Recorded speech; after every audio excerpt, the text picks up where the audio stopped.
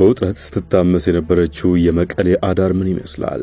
መቀሌ ለሌሊት መፈንቅለ መንግስት ተደርጓል። ጄኔራል ታደሰ ወረደ አዲሱ ትግራይ ክልል ጊዜያዊ አስተዳደር መሪ ሆነው ተሾሙ በሚል የተሰራጨው መረጃ ምን ይመስላል? የመረጃ ጥንቅራችን ምላሽ አለው። ግብጽና ኤርትራን ያስደነገጠው የኢትዮጵያና እስራኤል ስምምነቱ ሽብርተኝነትን በጋራ መዋጋት የሚል ርዕስ የተሰጠው ሲሆን ግብጽና ሳውዲ አረቢያ ከኢትዮጵያ በተቃራኒ በቆሙበት ወቅት የተደረገ ነው። ዝርዝር መረጃውን እንመለስበታለን። ኢትዮጵያ ትወረናለች። አሰብን እንቀማለን ብለን ሰግተናል። ለኤርትራው ባለስልጣን ያወጡት ምስጢር ነው። ሌላኛው ትኩረታችን ይሆናል። የአውሮፓና የአሜሪካ የቀድሞ ዲፕሎማቶች በኢትዮጵያና ኤርትራ መካከል ዳግም ጦርነት ከመቀስቀሱ በፊት ሊቆም እንደሚገባ አሳስበዋል። ሌላኛው ትኩረታችን ነው። ሌሎችም ወቅታዊ ጉዳዮች ተካተዋል። አክብሮቴ ሰላምታችን በያላችሁበት ድረስ የተወደዳችሁ ሸገር ታይምስ ቤተሰቦች እንዴት ናችሁ? ዕለታዊ መረጃ ጥንቅራችን ተጀምሯል። በመግቢያችን ላይ ያዳመጣችኋቸውን ጉዳዮች እንደሚከተለው በዝርዝር እንመለከታለን። አብራችሁን ቆዩ።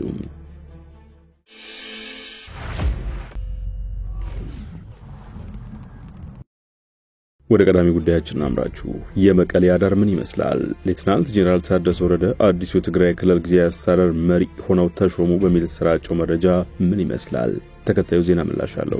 መቀሌ ከትናንቱ የጌታቸው ረዳ ሸራተን አዲስ መግለጫ ማግስት አዲስ መንግስት ይፈጠራል የሚል መላምት ነበር። ከዚህ በተጨማሪም ይህንን መላምት ተከትሎ የእርስ በርስ ጦርነት ሊከሰት እንደሚችልና ዳግም የህወሓትና ፌዴራል መንግስት ጦርነት ሊቀሰቀስ ይችላል የሚል ስጋትም ተጭሮ ነበር። ለዚህ ደግሞ አንድ መረጃ ተሰራጭቷል። እርሱም በጌታቸው ረዳ ምትክ ጄኔራል ታደሰ ወረደ መሾማቸው ነበር የተሰማው። ነገር ግን ጄኔራል ታደሰ ወረደ ተሾሙ የሚል ወሬ ከእውነት የራቀ መሆኑን ምንጮች ጠቁመዋል። ጄኔራል ታደሰ ወረደ ከትግራይ ጊዜያዊ አስተዳደር ፕሬዝዳንት ሆነው ተሾሙ የሚል በስፋት ማህበራዊ ሚዲያ ይሰራጭ ይገኛል። ነገር ግን ከመንግስት ምንጮች በተገኘ መረጃ መሰረት የሚነዛው መረጃ ከእውነት የራቀ መሆኑ ነው ተብሏል። ከዚህ ይልቅ በመቀሌ ውጥረት መባባሱን ተከትሎ በደብረጽዮን ገብረ ሚካኤል የሚመራው የህወሓት ቡድን የመቀሌ ኤፍኤም 104.4 እና የከተማዋን ከንቲባ ጽሕፈት ቤት መቆጣጠሩ ምንጮች ተናግረዋል። በህወሓት ውስጥ መከፋፈልና የስልጣን ሽኩቻ እየተባባሰ መምጣቱ መቀሌ፣ አዲግራትና አዲግዶምን ጨምሮ የበርካታ ከተማ ነዋሪዎች ስጋት ውስጥ መግባታቸውን ገልጸዋል። ሁኔታው አስፈሪ ነው ሲሉ አንድ የመቀሌ ነዋሪ ተናግረዋል። ቀጥሎ ምን ሊከሰት እንደሚችል አይታወቅም በሚል ፍራቻ ሰዎች ገንዘባቸውን በማውጣትና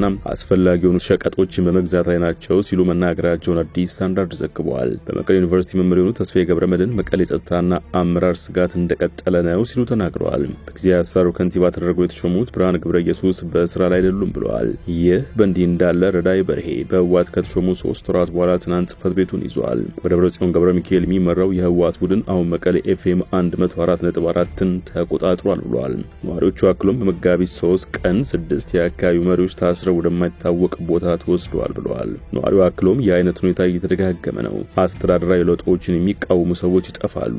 ተቃውሟቸውን የሚገልጹ ወጣቶች ኢላማ ይደረጋሉ። ብዙዎች በጸጥታ ኃይሎች ታፍነው ተወስደዋል ሲሉ ተናግረዋል። ሰዎች ገንዘባቸውን ከባንኮች እያወጡ ነው ያለው ሌላኛው ነዋሪ ሸቀጦች ዋጋ በከፍተኛ ሁኔታ ጨምሯል፣ እናም ፍርሃት፣ ጭንቀት እየፈጠረ ነው በማለት ሁኔታውን ገልጿል። በአዲግራትም ተመሳሳይ ስጋት ያለ ሲሆን ነዋሪዎች የቁጠባ ገንዘባቸውን ለማውጣት በመሯሯጥና ባንኮችም ረጅም ሰልፍ እየተሰለፉ መሆኑ ተገልጿል። የአዲግራት ነዋሪ የሆኑት ብርሃኑ ለአዲስ ስታንዳርድ ለተናገሩት የሸቀጦች ዋጋ እየጨመረ ነው። ሰዎች ሌላ እገዳን በመፍራት የቻሉትን ሁሉ እየገዙ ነው። የፖለቲካ አለመረጋጋት ለወጣቶች ሁኔታዎችን አባብሶታል ብለዋል። ፌዴራል መንግስት በበኩሉ ለህወሓትና የህወሓት ጄኔራሎች ቀይ መስመር ማስቀመጡ ነው የተሰማው። በፕሪቶሪያ ስምምነት መሰረት የተቋቋመው መንግስት በኃይል ከመናድ እንዲቆጠቡ ካልሆነ ግን የፌዴራል መንግስት እስካሁን ድረስ ያሳየውን ትዕግስት እንደሚያቆም ነው የተሰማው። ነገሮች ከዚህ በላይ እንዳይከሩ የጌታቸው ረዳ ጊዜያዊ አስተዳደር ባለበት እንዲቆይ የተነገረ ሲሆን የደብረጽዮን ህወሓት ቡድንም ወደ አዲስ አበባ መምጣቱ ተነግሯል። ጦርነት ሊቀሰቀስ ይችላል በሚል ትግራይ ለቆየ ወጣ ያለውና ገንዘቡን ከባንክ እያወጣ የነበረው ህዝብም እንዲረጋጋ አድርጉት የሚል ጥሪ ነው ከወደ ፌዴራል መንግስት በኩል የተላለፈው ትዕዛዝ። ኢትዮጵያ ትወረናለች፣ አሰብን እንቀማለን ብለን ሰግተናል። የኤርትራ መንግስት ቃል አቀባይ የማነ ገብረ መስቀል ኢትዮጵያ ውስጥ ያሉ ፖለቲከኞች በቀይ ባህር ዙሪያ የሚሰጧቸው ጠባጫሪ መግለጫዎች አላስፈላጊ ውጥረት እየፈጠሩ ነው ሲሉ በኤክስ ገጻቸው ባስተላለፉት መልእክት ከሰዋል። የማነ ይህ አይነቱ ድርጊት በጽኑ ሊወገዝ የሚገባው እንደሆነ ገልጸዋል። አንዳንድ አካላት የኤርትራ ጦር አሁንም በትግራይ ግዛቶች ውስጥ ይገኛል የሚል የሐሰት ክስ የሚያሰሙት ግጭት ለመቀስቀስ ስለሚፈልጉ ነው በማለትም ከሰዋል። ኤርትራ ኢትዮጵያ ውስጥ ጉዳይ የሆነውን የፕሪቶሪያን ግጭት ማቆም ስምምነት የማኮላሸት ፍላጎት እንደሌላት ያረጋግጡት የማነ በተመሳሳይ ኤርትራ በትግራይ የተለያዩ ቡድኖች መካከል ያለውን ሽኩቻ የማባባስ ፍላጎት የላትም ሲሉ መንግስታቸውን ተከላክለዋል።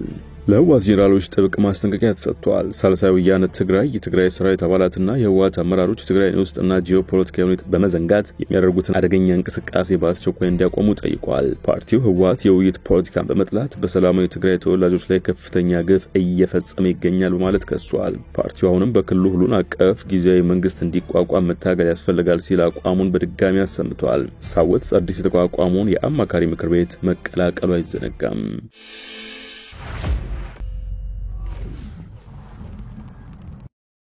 ግብጽና ኤርትራን ያስደነገጠው የኢትዮጵያና እስራኤል ስምምነቱ ሽብርተኝነትን በጋራ መዋጋት የሚል ርዕስ የተሰጠው ሲሆን ግብጽና ሳውዲ አረቢያ ከኢትዮጵያ በተቃራኒ በቆሙበት ወቅት የተደረገ ነው። ለዚህም ነው እስራኤል ውጭ ጉዳይ ሚኒስትር ኢትዮጵያና እስራኤል ሽብርተኝነትን የጋራ ስጋትን መዋጋት አለባቸው ሲሉ ተናገሩት። የውጭ ጉዳይ ሚኒስትር ጌዲዮን ጢሞቴዎስ ከእስራኤል ውጭ ጉዳይ ሚኒስትር ጌዲዮን ሳአር ጋር የተወያዩ ሲሆን በእስራኤልና በአፍሪካ ሽብርተኝነትን መዋጋት አስፈላጊ መሆኑን በጋራ በሰጡት መግለጫ አረጋግጠዋል። ኢትዮጵያ የአልሸባብ አሸባሪ ቡድን በመዋጋት ረገድ ወሳኝ ሚና ተጫውታለች ያሉት ሳአር አልሸባብ በኢራን ከሚደገፉት ሁቲዎች ጋር መተባበር ቀጣናውን የበለጠ እንዳይረጋጋ እያደረገ ይገኛል ብለዋል። እንደ አውሮፓውያን አቆጣጠር ከጥቅምት 7 ጀምሮ ሁቲዎች መቶዎች የሚቆጠሩ የሚሳኤልና የድሮን ጥቃቶች በእስራኤል ላይ በመፈጸም ዓለም አቀፍ የንግድ መስመሮችን አስተጓጉለዋል ብለዋል። አክለውም አሁን ደግሞ የእስራኤል መርከቦች ወደ ቀይ ባህር እንዳይገቡ የማገድ ስጋት አለ። ለእስራኤል ለአፍሪካና ዓለም አቀፉ ስርዓት ስጋት ናቸው ብለዋል። የኢትዮጵያ ውጭ ጉዳይ ሚኒስትር ጌዲዮን ጢሞቴዎስ በእስራኤል ያደረጉት ጉብኝት ከአፍሪካ ሀገራት ጋር ያለውን ትስስር ለማጠናከር የመጀመሪያው ተነሳሽነት ነው ሲሉ ገልጸው ኢትዮጵያ በቀጣናው ካሉ መሪ ሀገራት መካከል አንዷ ናት ማለታቸውን ታይምስ ኦፍ እስራኤል ዘግቧል።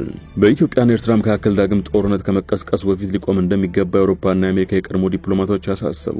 በጆ ባይደን አስተዳደር የአፍሪካ ቀንድ ምክትል ልዩ መልእክተኛ የነበሩት ፓይተን ኖፍ እና የቀድሞ አውሮፓ ህብረት ምስራቅ አፍሪካ ልዩ ተወካይና በአሁኑ ወቅት የቀይ ባህር የጥናት ማዕከል ሊቀመንበር የሆኑት አሌክሳንደር ሮንዶስ በሁለቱ ሀገራት መካከል የሚታየውን ውጥረት አስመልክቶ ፎሪን ፖሊሲ መጽሔት ላይ ሀሳባቸውን አስፍረዋል። እንደ አውሮፓውያን አቆጣጠር በ2022 የኢትዮጵያ መንግስትና ህወሓት የዘላቂ ግጭት ማቆም ስምምነት ከተፈራረሙ በኋላ በዛው ዓመት በመጋቢት ወር የተቋቋመው የትግራይ ክልል ጊዜያዊ አስተዳደር በመጋቢት አጋማሽ ሁለተኛ ዓመቱን ይዛል። በደቡብ አፍሪካ የተፈረመው የግጭት ማቆም ስምምነት ብዙም ሳይቆይ በህወሓት ሊቀመንበር ደብረጽዮን ገብረ ሚካኤል በሚመራው ቡድንና ጊዜያዊ አስተዳደሩ ፕሬዝዳንት ጌታቸው ረዳ መካከል የተፈጠረው ክፍፍል እየተባባሰ ይገኛል። ከ3 ቀናት በፊት የጊዜያዊ አስተዳደሩ ፕሬዝዳንት ከደብረጽዮን ቡድን ጋር በመመሳጠር በጊዜያዊ አስተዳደሩ ላይ አሲሯል በማለት የከሰሷቸውን 3 ከፍተኛ የጦር አዛዦች ከስልጣናቸው እንዲነሱ ትዕዛዝ በመስጠቱን ዲፕሎማቶች በጽሁፋቸው ዳስሰዋል።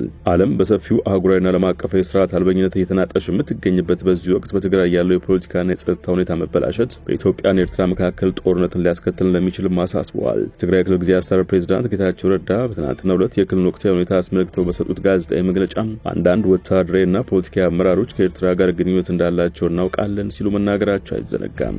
እንዲህ ያለው ሁኔታ ሱዳንን ጨምሮ በአካባቢው ያሉ የጦርነትና ግጭቶችን በማባባስ እንዲሁም ተጨማሪ አለመረጋጋት እንዲፈጠር በማድረግ ዓለም አቀፍ ሰደድ እሳት ሊፈጥር ይችላል ሲሉ ዲፕሎማቶቹ አስጠንቅቀዋል። በባህረ ሰላጤው ሀገራት ቀይ ባህርን ለመቆጣጠር የሚደረገው ፉክክር በአፍሪካ ቀንድ ሁኔታዎች ላይ የራሱ የሆነ ተጽዕኖ ሊያሳርፍ ይችላል። በትግራዩ ጦርነት ወቅት የኤርትራ መንግስት መሳተፉ ቢገለጽም በፕሪቶሪያ የግጭት ማቆም ስምምነት ላይ የፕሬዝዳንት ኢሳያስ አፈወርቂ መንግስት እንደ አንድ ፈራሚ አካል አልተሳተፈም። በሁለቱ ዲፕሎማቶች ጽሑፍ መሰረትም ከጊዜ በኋላ በአዲስ አበባና አስመራ መካከል አለመተማመንና ጥርጣሬ ሰፍኗል። አዲስ አበባ የፕሪቶሪያን ስምምነት በማፍረስ ትግራይን በማተራመስና በሌሎች ኢትዮጵያው ሰራቂ ቡድኖችን ትደግፋለች በሚል በአስመራ ላይ ወቀሳ ስታቀርብ ኤርትራ በኩል ኢትዮጵያ በቀይ ባህር ወደብ ላግኝ ጥያቄ በአሰብና ምጽዋ ወደብ ላይ አዛዥ ለመሆን ከመፈለግ የመነጨ ነው ትላለች። በሁለቱም በኩል ያሉት የቃላት መልሶችና የጦርነት ዝግጅቶች በአገራቱ መካከል ጦርነት ሊያስከትል እንደሚችል አመላካች ናቸው ተብሏል። በመሆኑም በትግራይ በሚገኘው ክፍፍል የሚፈጠሩ እርስ በርስ ግጭትም ሆነ በኤርትራና በኢትዮጵያ መካከል የሚከሰት ጦርነት በአካባቢው ብቻ ተወስኖ እንደማይቀር አስጠንቅቀዋል።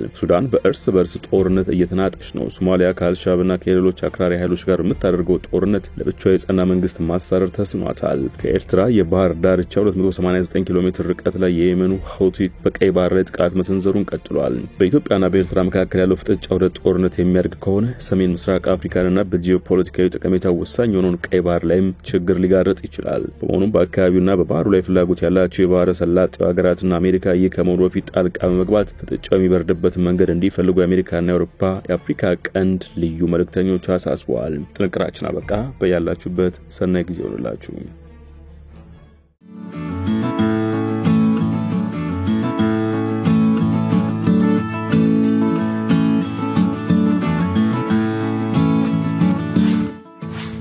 ሸገር ታይምስ ሚዲያን ሰብስክራይብ በማድረግና ደወሉን በመጫን ይከተሉን።